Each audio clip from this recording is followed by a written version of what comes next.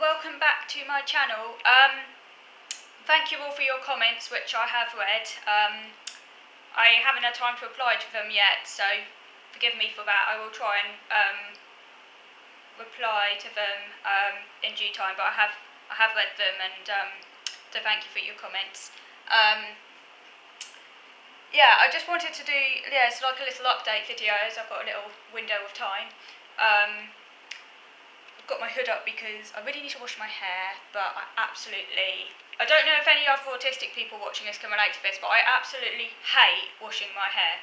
I actually don't like washing. I hate it. I don't know, I just don't like it. I see it as which is ironic because I have, because like of my issues around germs and stuff in other areas, but I absolutely hate washing my hair, so I put it off for as long as possible. And I guess because I'm not seeing anyone right now, I've kind of like, it is getting rather greasy. It's alright, it's just at the limits of acceptability, but I absolutely hate washing my hair. I don't know, it's just like, I don't know whether it's a sensory thing or not. It might be, it probably is, because everything is, well, it probably is. I just don't like washing my hair. I don't like washing in general. It's annoying, kind of. I see it as like a sort of chore, something that obviously you have to do, but I just hate it. It interferes with my routines, it interferes with my interests, so I end up putting off and off and off. Let me know if any of you can relate to this, if any of you hate. It's fine once I'm in the bath, because I hate showers. I can't have a shower.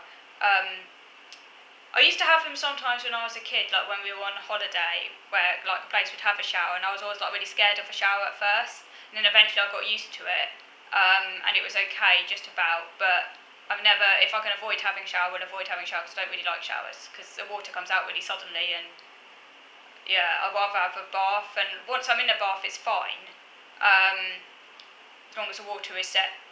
I like it when it's quite hot, not like too hot, but like not pleasantly hot. Once I'm in a bath, it's fine, but I hate getting in a bath, and I particularly hate getting out of a bath. So that's part of the reason why I hate having baths, because you have to it's the whole kind of thing around changing and like getting in the water, and yeah, and I just put it off as long as I can get away with it, really. So that's why I've got the hood up, because I'm a bit embarrassed about the state of my hair. I'm sure it's not too bad, actually. I don't think it's too greasy yet. Actually, I think it's not too bad, but I do need to wash it. I was going to do it today, but I don't really have enough time. Well, strictly speaking, I could have a bath now, but it takes me so much time to prepare, and then I hate, like as I've already said, I hate getting out of baths, and like the whole kind of like where your hair's wet and stuff, and I hate it, and I just absolutely hate having baths. It's not one of those things you have to do. Hate it. And there's no one around me saying, you need to have a bath, so it's like, you know, I haven't got to get someone else pushing me to have one, so like, yeah, I do put it off as long as I can get away with it, really. Save water energy, I suppose, but yeah.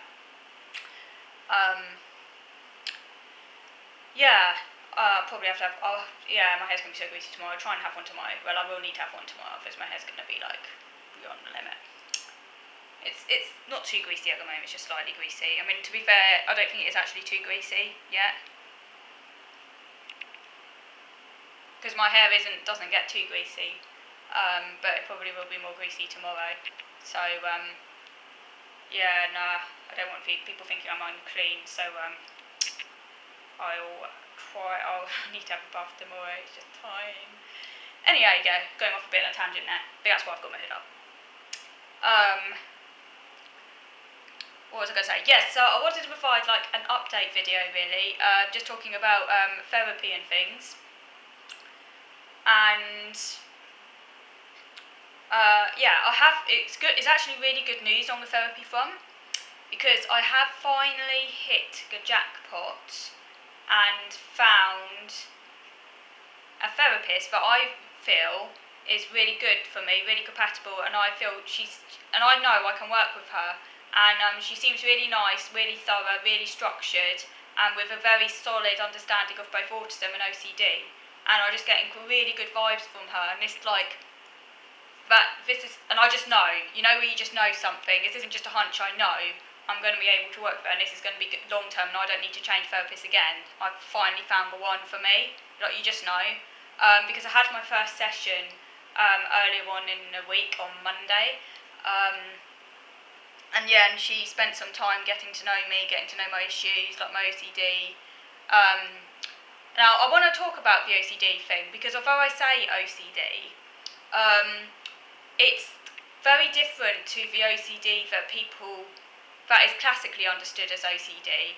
And I sometimes feel a little bit disingenuous calling it OCD, because it does share similarities with like classic OCD, but it doesn't come with the inherent sense of distress or like, how can I put it? It's not something I perceive as coming to me from outside, and it's not something that makes me unhappy.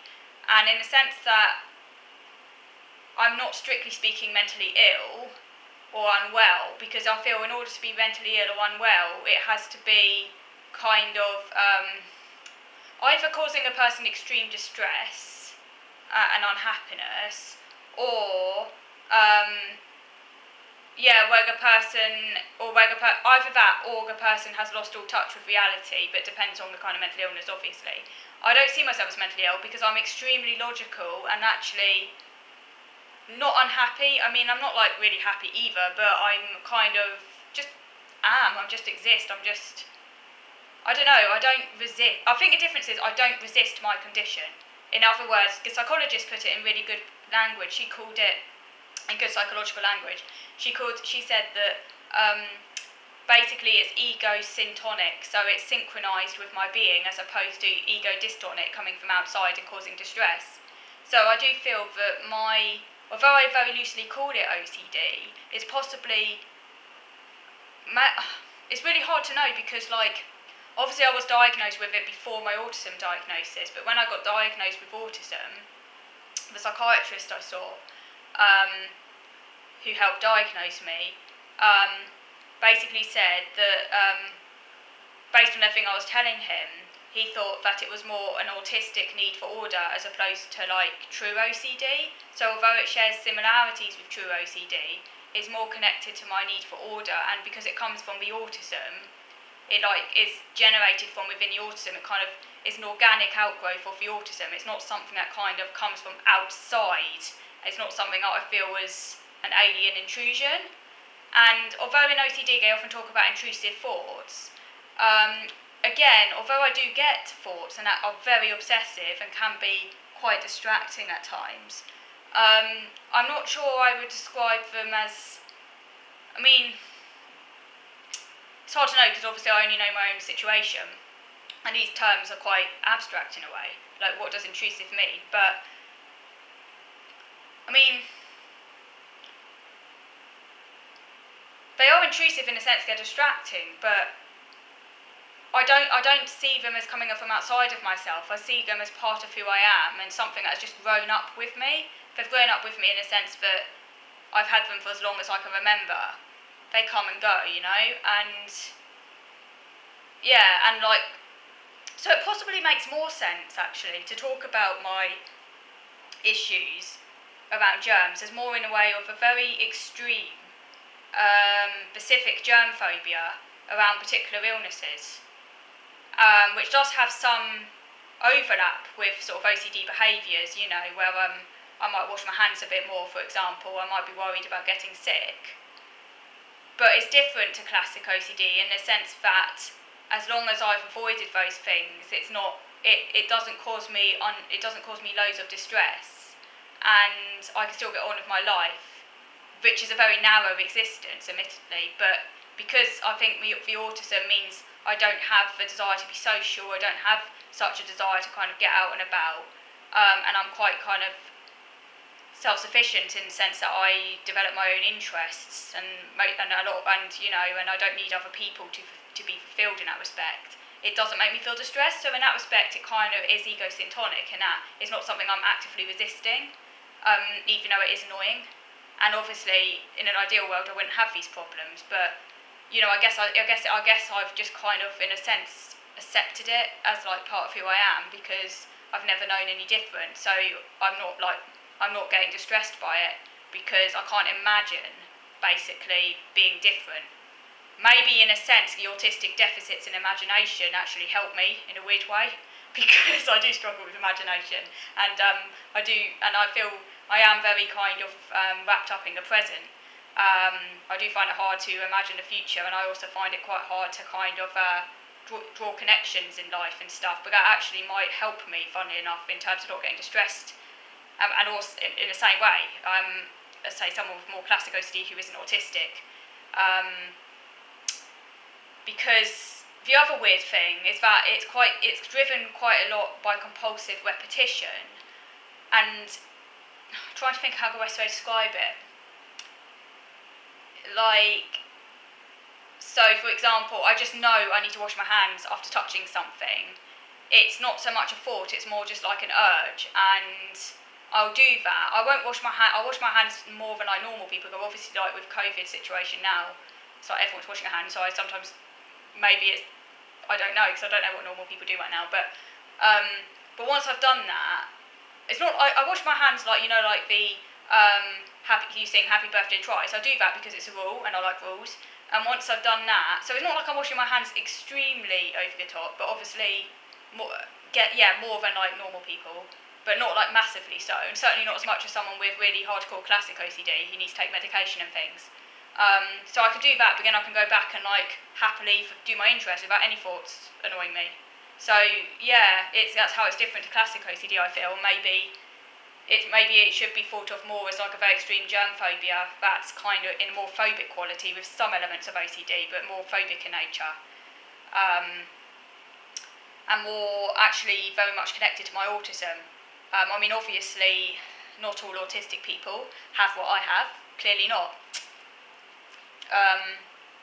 But that doesn't mean it's not connected to my autism. Do you see what I'm saying? Because just because not all autistic people have germ phobias, that doesn't make it any less true to say that it's connected to my autism, because everyone experiences autism differently and everyone's autism is configured differently, and it depends with what, like you know, obviously in my autism, what I take seriously, what I fixate on, is I need very strict routines, and routines are really important to me. Like, I hate change, you know. I have to follow very strict rules. I'm literally follow the clock. I go to bed at exactly the same time, not, you know, even if it's a minute over the time, I get stressed.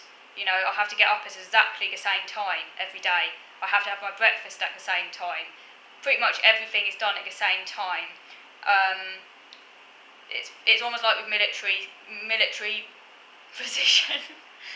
I mean, obviously I can kind of like change things if I know in advance, or if I've changed things. So sometimes I might alter when I go for my walk, for example. But that's okay, because I've instigated the change and it's something that I've kind of pre-planned.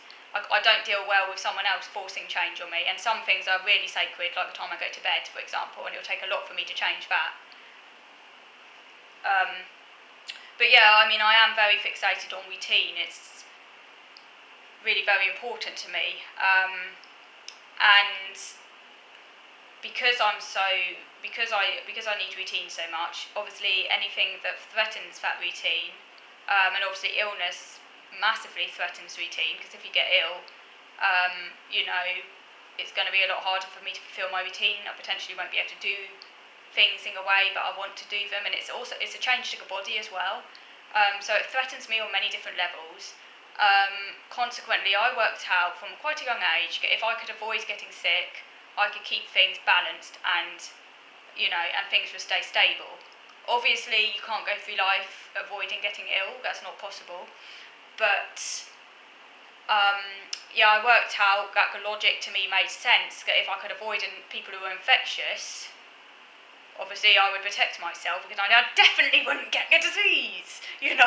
It's like, and obviously that is logical. I mean, it's true. You avoid infected person, you won't get disease. It's a simple equation, you know, black and white. It's A equals B.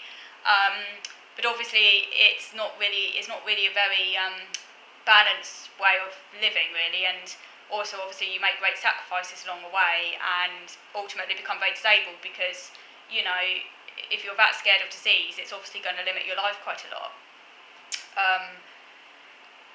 which it did, and I did eventually kind of like work on that and use CBT strategies to kind of get a more balanced perspective and not be quite so extremely afraid of disease. And I could use my logic to say, actually, you know, most of the time I've got a good immune system, most of the time I don't get sick. Even if I'm near someone who's ill, it doesn't mean I'm going to get ill necessarily. I mean, there's certain diseases I'm never going to, like if someone had a stomach bug, for example, I'd be algaroon, because stomach bugs are like highly contagious. But if it's something like, say, just like a cold, I could use my logic and think, okay, like, you know, it doesn't mean I'm going to catch it, and if I do catch it, it might not be that bad, and, you know. And I was getting a lot better at that. And then COVID came along. So obviously this has completely changed. Actually, I'm going to move over to video number 2 now because I don't want this video to run out on me. So I'm moving over to video number 2.